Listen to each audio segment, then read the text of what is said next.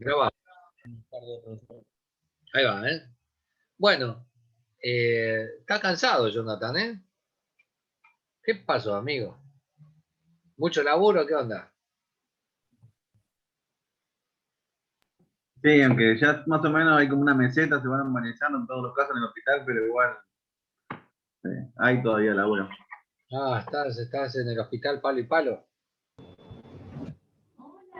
Oh, claro, sí, sí. Hay laburo, hay 470 casos de fallecidos por día, o sea, nada, hay una vacunación grosa, toda la historia, pero no cesa, ¿viste? Debe tener, no sé, aunque hayan bajado los casos, hay un remanente de personas en estado crítico que ya porcentualmente sabemos cuál es el desenlace, es una situación de mierda. Che, bueno, vamos a hacer si hacemos una colecta para hacer, no sé, una hojita de afeitar para Mauro, ¿eh? Y así por lo menos para cuando volvamos, ¿viste? A la escuela lo dejen entrar. Cuando volvamos, perfecto. No, no, flaco, acá no queremos nada, no, está bien, dice. Bien los chicos estudiando. Te corren de la puerta, boludo. Bueno, señores, lo último que habíamos estado charlando tenía que ver con energía y habíamos hecho hace ya largo rato una clasificación de sistemas mecánicos. Dijimos, hay sistemas conservativos, no conservativos, y que se conserva en ambos la energía total, pero en particular nosotros veníamos de esta clasificación, era si se conservaba la energía mecánica o no. La energía mecánica eh, habíamos visto dos formas de manifestación de esa energía mecánica, una en razón de su movimiento, decíamos que era energía cinética, y la otra en función de la energía de configuración, decíamos, referido a la posición relativa del objeto respecto a un plano de referencia, energía potencial gravitatoria. Bueno, hoy vamos a chusmear otro tema que yo no me acuerdo si habíamos desarrollado el año anterior, pero que, cambio de cámara, eh, tiene que ver con las características de los materiales. No sé si habíamos visto el año pasado fuerzas elásticas. ¿eh? La verdad no me acuerdo, pero si yo no me acuerdo, imagínate, sospecho que vos te vas a acordar menos, así que no va a estar de más revisar esta cuestión.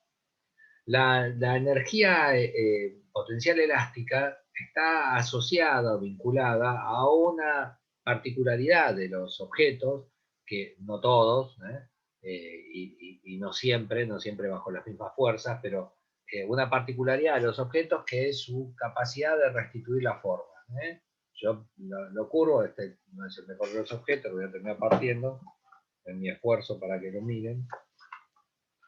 Ah, pero acá mira, siempre algún recurso.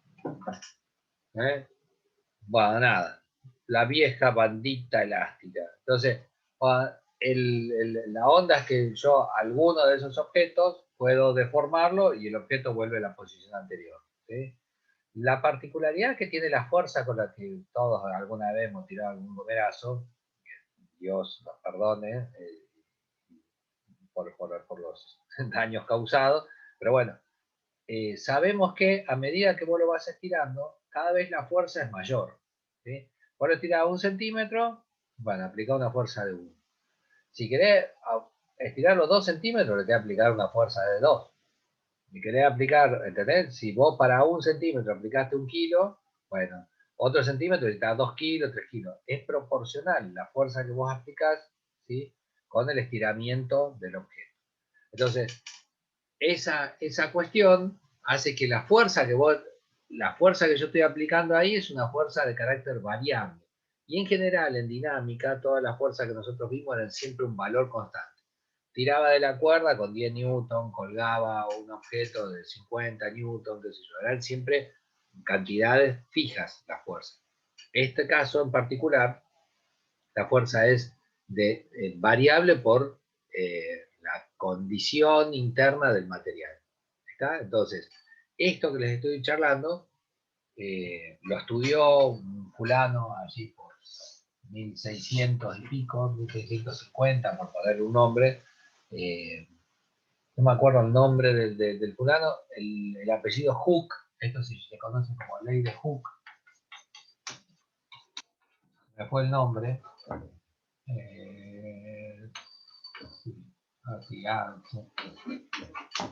Ahí es. Ley de Hooke. Tiene 2 O, K. Era un personaje que ha sido... Un hombre que hizo varios aportes a la tecnología y a las ciencias físicas, digamos, pero siempre estuvo, o mucho tiempo estuvo, bajo la dirección y opacado por Newton, ¿no? Newton se le apropió de varias observaciones y cosas que había hecho Hooke, pero Newton era poderoso y Hooke era un croto. Entonces la consecuencia es que él siempre perdía, ¿viste? Siempre el otro se llevaba los laureles. Entonces hubo discusiones acaloradas, pero acalladas a palos. Entonces Hooke no es de los tipos que aparecen con mayor renombre dentro de la física, pero fue uno de los tipos que hizo varios aportes, varios. Entre ellos este que parece una tontera y que ahora forma parte del ABC del estudio de materiales. Esta primera cuestión que estamos diciendo es, yo acá abajo voy a poner estiramiento. No sé si existe bien la palabra, pero la pongo.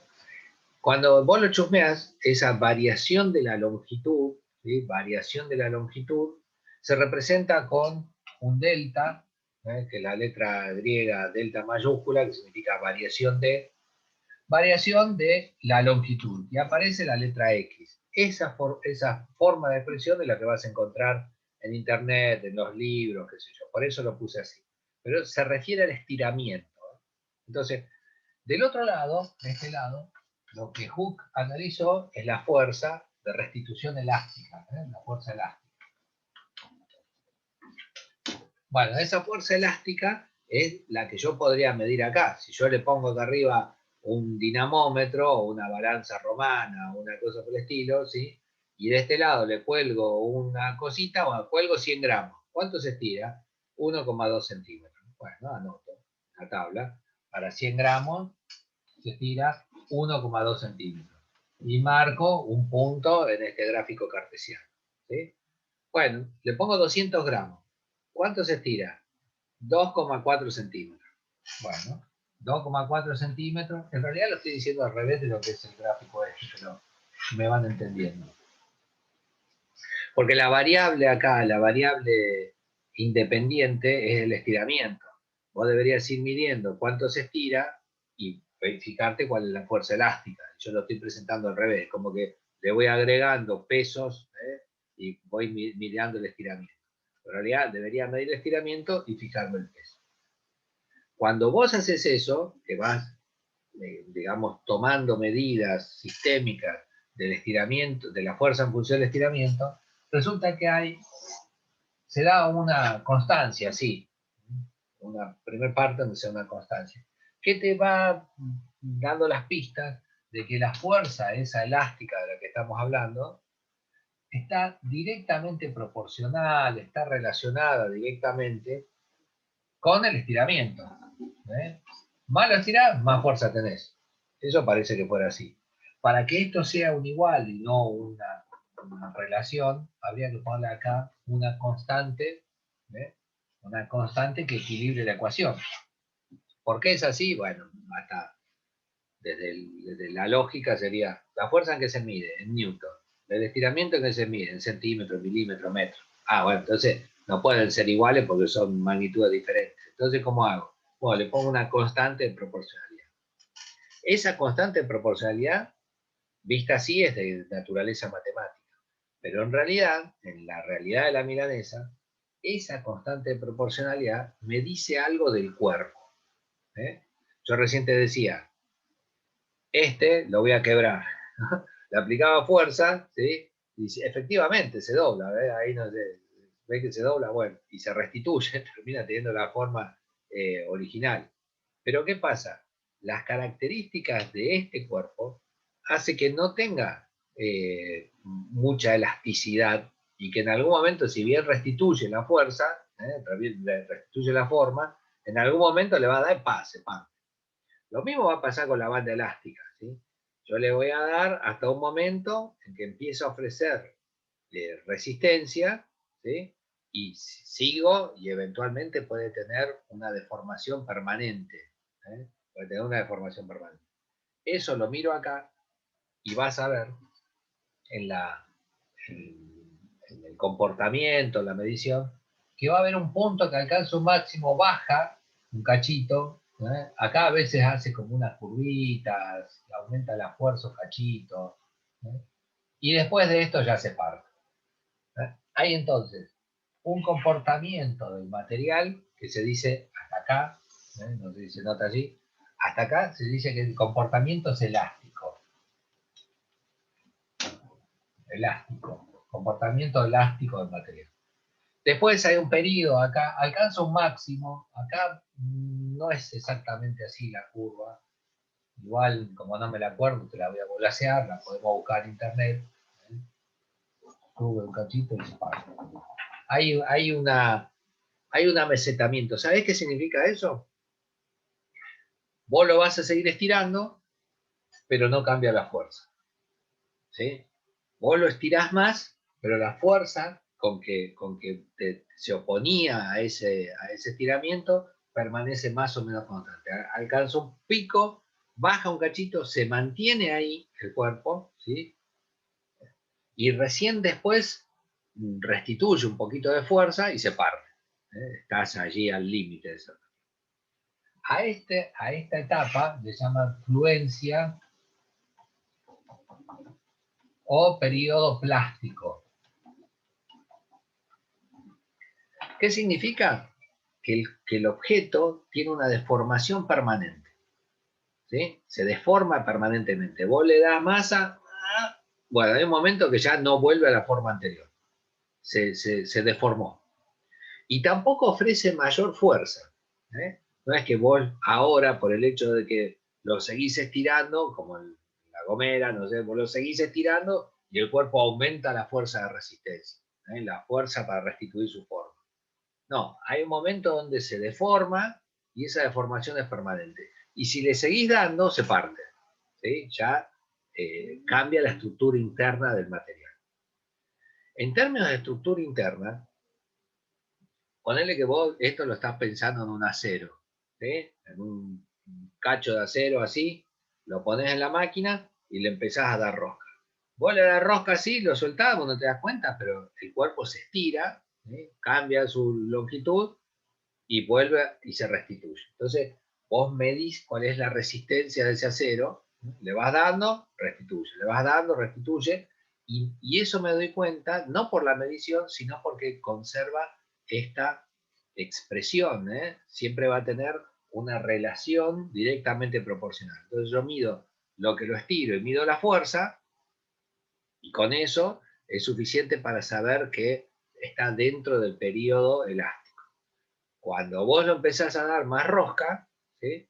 El cuerpo empieza a tener un estiramiento, se empieza a fluir, se dice, ¿no? Se estira el cuerpo y ya no va a volver a la forma anterior. Si vos lo estás pensando en una varilla, es probable que se modifique el diámetro de la varilla. Vos lo estás traccionando, ¿sí? Se modifica el diámetro. Desde el punto de vista macroscópico vas a observar esa cuestión, que no vuelve a su posición anterior y que cambia sus dimensiones de alguna manera. Si es una varilla de construcción que vos estás traccionando, un hierro el que está traccionando, bueno. Pero pasa otra cosa además de eso. Ese cuerpo que acá era elástico y volvía a su forma, acá no. Este cuerpo es dúctil y este otro no lo es. Este cuerpo es más recio, es más duro. Ya no lo deformás con facilidad. Antes, en época, cuando yo era chico, en el siglo pasado, los aceros de construcción, ustedes que por ahí algunos sé que trabajan en eso, usted Cristian cada tanto anda reparando algún techo, ¿sabes? Bueno, esta viga era de antes, hay que corregirla, cambiarla, subirla, picarla, va y le vas a dar. Primero que el cemento era recontraduro. Y segundo, cuando rompes y ¿cómo se dice? Expones el hierro de la columna de la viga, el hierro ese no es como los de ahora. Los de ahora, viste, están moleteados, no sé. El otro tenía una aleta y estaba torsionado sobre sí mismo el hierro. Tenía una aleta lateral y vos cuando lo mirás, esa aleta va como girando a lo largo de la barra. Bueno, antes, para darle dureza a los aceros, a los hierros, no a los aceros, el hierro, si no, viste, el hierro es blando. Vos agarrás, los tirabas, lo metías en este periodo plástico, lo retorcías y listo. Esa era la forma en que vos le dabas más dureza al hierro. Y se vuelve realmente tenaz. Es un hierro difícil de torcer, ¿no? Ahora, ¿qué pasa? Cuando vos lo torcés, como no tiene capacidad de volver a su forma anterior y ya está en el límite, donde lo torcés mucho se parte. Esos hierros se parten. Una experiencia que podemos hacer y que también habrán hecho, los imagino, los veo en sus ojos, ¿eh? Vamos a atar esto con un alambre. Vamos a atar el alambre. Che, ¿dónde está la pinza? No está la pinza. Bueno, ¿cómo corto el alambre? Entonces, para evitar la furia Simpson, tratando de sacar la traba de la rueda, bueno, nada, empezar, ¿qué haces? Lo flexionás el alambre. Lo flexionás para acá, lo flexionás para allá, lo flexionás. Lo primero que pasa, te empieza a quemar el dedo, porque aumenta bastante la temperatura de ese lugar. Si te quema el dedo y lo aflojás, ¿sí? Dejás de doblarlo, cuando lo volvés a doblar de nuevo, decís, no, pero yo te voy a cortar, y te pones de nuevo, ya no se dobla en el mismo lugar de antes. Hagan esa observación. Se dobla un cachito más al costado. En la parte donde lo doblaste antes y le diste masa y cambiaste la energía interna del sistema, esto sería un modelo molecular, se reorganizan la estructura cristalina del material y se vuelve más duro, se vuelve más tenaz y menos dúctil. Ya ahí la deformación es permanente. Vos no te diste cuenta, pero el alambre ese ya no es el mismo que cuando empezaste. Cuando retomás de tratar de cortarlo, ya no ahí no se va a doblar. Se dobla un cachito más allá que todavía sigue siendo dúctil. Bueno, antes los hierros se hacían así. Vos necesitabas que sea más duro y no tenías forma de controlar el acero. No teníamos fábricas de acero. Las fábricas de acero son relativamente nuevas. Acá te diría que Somisa, que era Somisa, que después no sé cómo fue, Ipasam, no, ahora es Tenaris, estas compañías del grupo de Roca, de Techín, bueno, esas compañías eran del Estado, las vendió Menem, dentro de todo el desastre que hizo nuestro país, vendió las acerías, que eran las recontracerías. Entonces, en esta acería en Somisa, acá en provincia de Buenos Aires, en San Nicolás, había una de las primeras acerías, pero ¿qué tenía de novedoso? Bueno, tiene de novedoso que vos podés controlar la cantidad de impureza que le vas a poner al objeto. Entonces, mira, este sería un modelo así a los tumbos. Habría que buscar en internet mejor que lo dibujé yo, que es un cachivache. Bueno, con la mejor onda, eso que dibujé ahí son los cristales de un hierro. Cristales de un hierro. Tique, tique, tique, todos ordenaditos así. Ese hierro es un poco como este. Vos lo tendés a doblar y los átomos tienden a volver a su forma y vuelve a restituir la forma. Ahora, si vos al hierro le das masa, lo traccionás, lo doblás, lo qué sé yo, eventualmente este orden de los átomos se altera. Entonces vas a tener, lo voy a hacer un poquito más grande,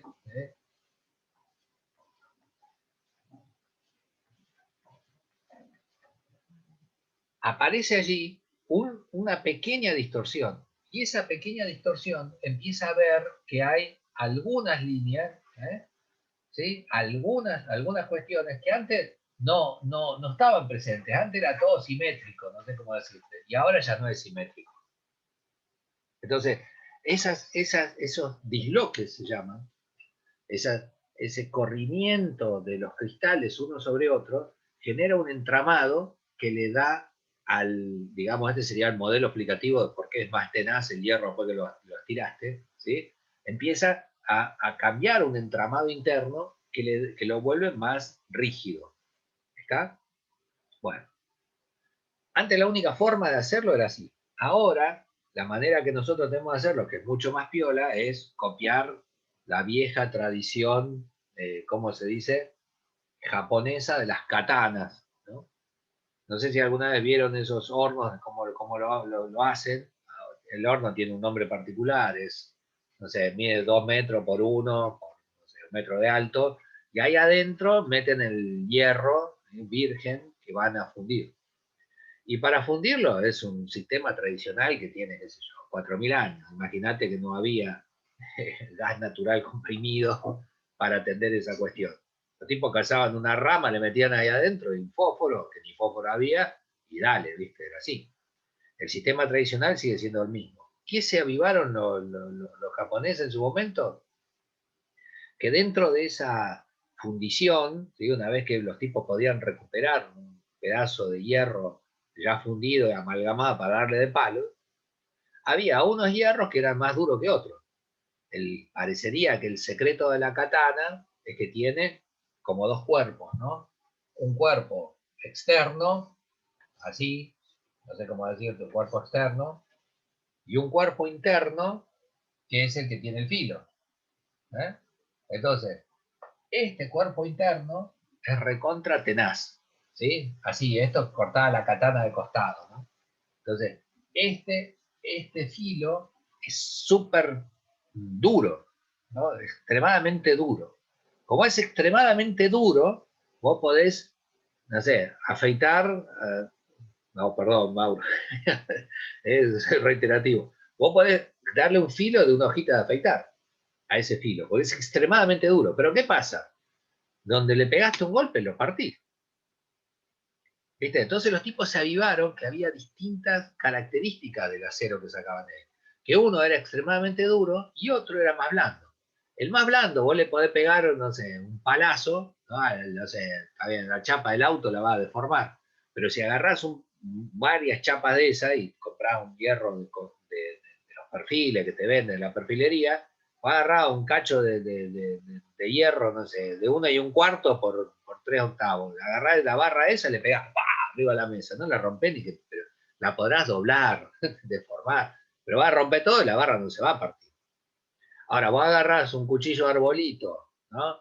Recontra caro, que te salió un ojo la cara, y corta, que así, ¿viste? Una manteca, no hay carne que corta todo. Ahora, va a agarrar ese cuchillo, le pegás contra el borde de la mesa así, y te quedás con el mango en la mano, y la lágrima en el ojo, pues lo partís.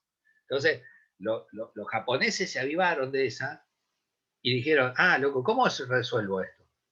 Armo un sanguchito y le pongo por fuera un metal que sea súper, digamos, resistente a los golpes, y adentro le pongo un alma de súper filo, tiro el pelo al aire y lo corto. Entonces, los tipos en su experiencia se avivaron que salía de ese horno distintos tipos de acero, ¿no? Ya no es hierro común. ¿Qué diferencia hay entre el hierro y el acero? Bueno, que tiene impureza. Entonces, el entramado de un acero incorpora, por ejemplo, una molécula de carbono. Entonces, yo sigo ordenando las moléculas de hierro y bueno, nada, ya acá, ¿entendés? Hay una impureza que evita que si estas placas iban a correr así, con dos cosos de estos que estén por acá, no se mueve para ningún lado. ¿Entendés? No puede correrse los cristales en un modelo macro así a lo bestia, ¿no? Pero se entiende cómo sería. Las impurezas le otorgan al material una característica macroscópica que si no la tuviera, no la tendría. Ahora, vos, ¿cómo hago yo para que vos vayas a comprar una herramienta y te dicen, ¿este qué es? No, este cortafierro, loco, dale, que no sea boya. Agarrar una cortafierro, le da lo afilás y le diste al primer cascote que le pegaste, no sé, en la parte de atrás se hace un botón así, ¿viste? Un remache en la parte de atrás, ¿no? Que al rato te corta la mano. El filo le pegaste a 2 piedras y ya está, lo tenés que afilar de nuevo. Un cachivache. Entonces, pues dice, no, llévate este, que este es de acero. ¿Viste? ¿Qué te está diciendo? Bueno, tiene un control de impureza que le da la suficiente resistencia para que no pierda el filo, pero que por otro lado, vos le va a dar con el cortafierro, ¿viste? Le pegás a cualquier cosa, no se rompe. Entonces, ¿por qué no se rompe? Porque en la estructura interna tiene un control de la cantidad de carbono que tiene. Y eso es re difícil de hacer. Los hornos, como el de Somisa, bueno, el de ahora, eh, ¿cómo se dice? De siderar, se llaman hornos Siemens Martins. Siemens, la empresa alemana, ¿no? que desarrolla alta tecnología, desarrolló un tipo de horno en el cual hacen, primero, el hierro lo funden hasta generar arrabio puro, ¿no? Le agregan oxígeno para quemar el carbono que tiene interno y se libera como dióxido de carbono en el alto horno. Bueno, es un horno eléctrico en realidad, no es un alto horno, un horno eléctrico gigante, gigante. Entonces, vos juntás toda la chatarra que hay por ahí, que tienen distintos tipos de dureza, qué sé yo, lo tirás dentro del horno ese y lo van quemando, quemando, quemando y le agregan oxígeno adentro y todo el carbono que tenía lo liberan. Y lo que tienen al final es hierro puro, hierro recontra puro. Ahora, una vez que tienen el hierro recontra puro y tienen esta cantidad de hierro puro así, van y le inyectan carbono. ¿Cuánto querés de carbono? ¿Viste? No, quiero 3 átomos cada 1000 del otro. Tomá, ¿viste? Le cuentan los átomos y se lo mandan adentro. Exagero, pero es de gran precisión. La consecuencia es que ese horno, cuando hacen la colada, ¿sí? Tiene un tipo de cantidad de carbono por unidad de volumen controlado. Entonces vos podés hacer, este es un acero 1032, este es un acero 1021, ¿entendés? Este acero te sirve para hacer mechas, para agujerear, este acero te sirve para hacer cuchillo de cocina, ¿viste? Este acero se usa para la obra. Entonces los hierros de ahora, los hierros que uno va a comprar un hierro de obra, bueno, nada, tienen ya una dureza predefinida en el material, no en la forma. Entonces, le hacen un moleteadito por fuera para que el cemento se adhiera y la barra no patine adentro, digamos, de una columna. Pero en realidad la dureza no está dada por la forma. ¿Entendés? ¿Cuáles son los métodos, digamos? Entonces, depende del tipo de material que vos tengas, ¿sí? Vas a obtener grandes, del tipo de material, no, del tipo de objeto que vos tengas, podés tener grandes resistencias a la deformación. Entonces, puede ser muy recio eso, ¿viste? Que estamos chusmeando. Ahora bien, hasta ahí entonces nos va quedando un pegote, pero sería más o menos así. Los cuerpos en general tienen, cuando vos los tirás, una tendencia a mantener su forma original. Mientras mantenga su forma original, decimos que ese cuerpo tiene un comportamiento elástico. Cuando se deforma permanentemente, decimos que se trata de un comportamiento plástico, como una plastilina, te imaginás que la aplastás así y listo, ya queda como le pusiste los dedos. ¿eh? Y si seguís tirando de eso, se parte. Mientras tanto, hay una parte ahí, mientras se vuelve una plastilina, que se deforma permanentemente. Vos lo estirás y ya no vuelve a la forma anterior. ¿Cómo explico eso? Bueno, lo puedo explicar con distintos modelos. Uno de los modelos es este, que dice los cristales están ordenados, cuando el material es puro, digamos, está ordenado de una determinada manera. Con estos es más difícil, porque estos son compuestos orgánicos y tienen polímeros en su estructura. Los polímeros por sí mismos son moléculas deformadas sobre sí mismos, enrolladas sobre sí mismos, que vos tendés a deformar y la molécula tiene una buena memoria y vuelve a su forma anterior. No tengo...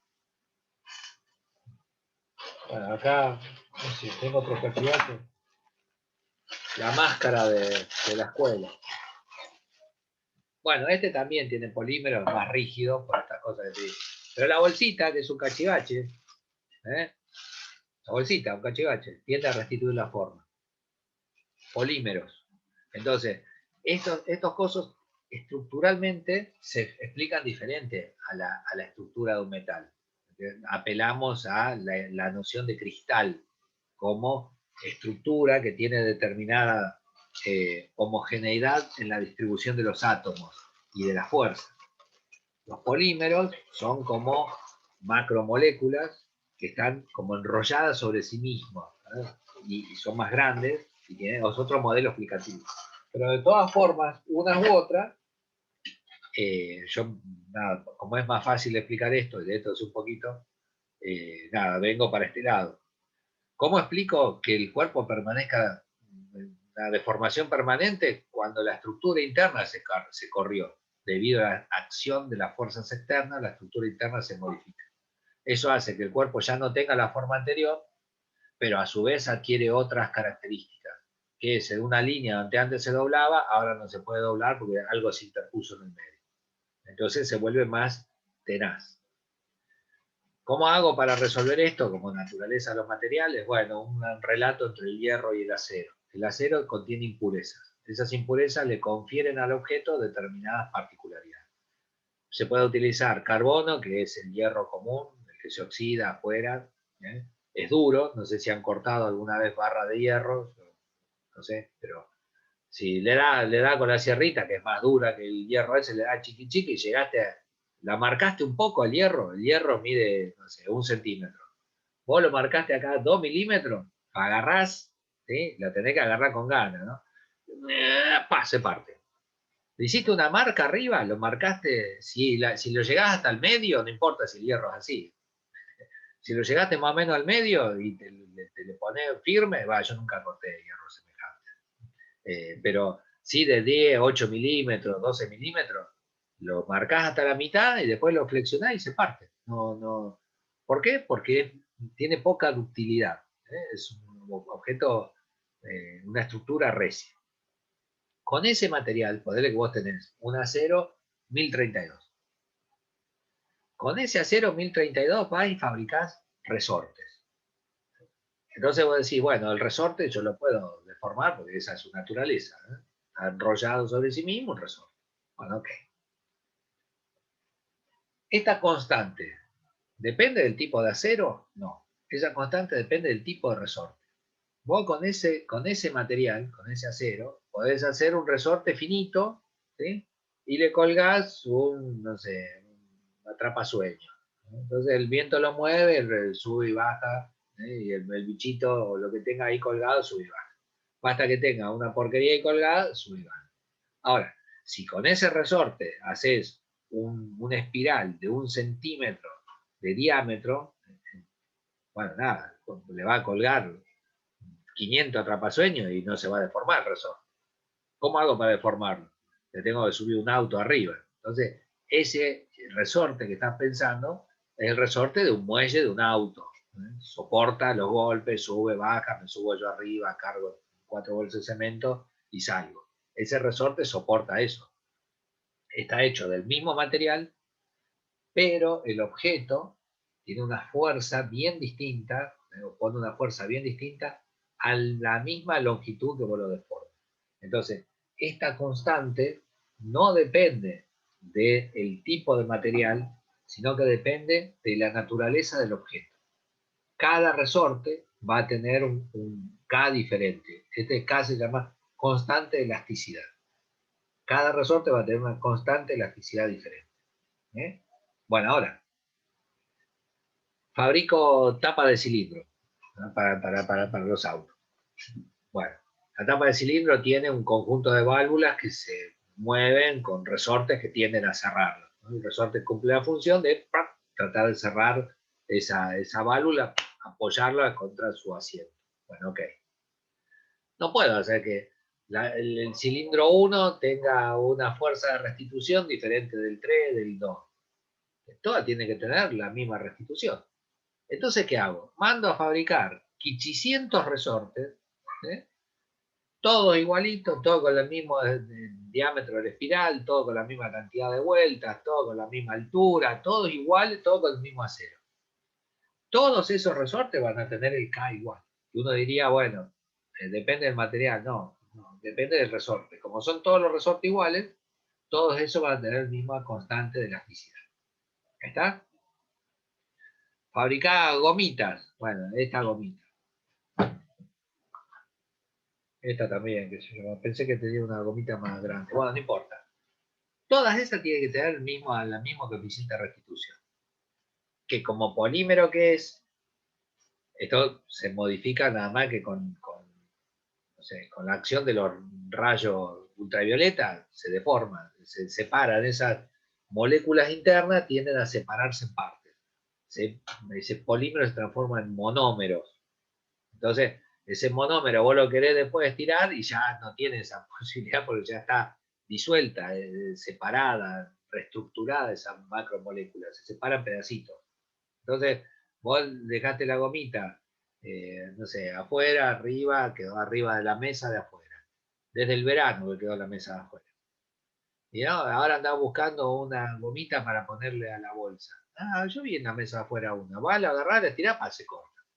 Bueno, la acción de los rayos ultravioletas sobre esta estructura lo modifica. Modifica esto y modifica la bolsita de polietileno también. Agarrar, no sé, una bolsa, atás una planta a un tutor, ¿viste? Para que no se lastime con los años, le pones esa bolsa. Bueno, al año siguiente la bolsa esa la querés desarmar y se te cae todo pedacito. No se transforma, es una transformación con un modelo explicativo diferente a esto que estamos charlando ahora. Pero cualquiera de todas esas bolsas va a tener la misma tendencia a restituir en las condiciones de fabricación inicial. Después dependerá de todos estos otros elementos que va a pasar con el tiempo. ¿Hasta ahí está? ¿Cómo va? ¿Vamos bien? Sí, Bien. Bueno. Voy a pasar ahora a nos queda un minuto. Yo creo que cortamos, arrancamos de nuevo. Les presento lo que viene y nada, por ahí en 20 minutos redondeamos un cachito estas ideas. Vamos, salimos y entramos de nuevo. Dale. perfecto, dale.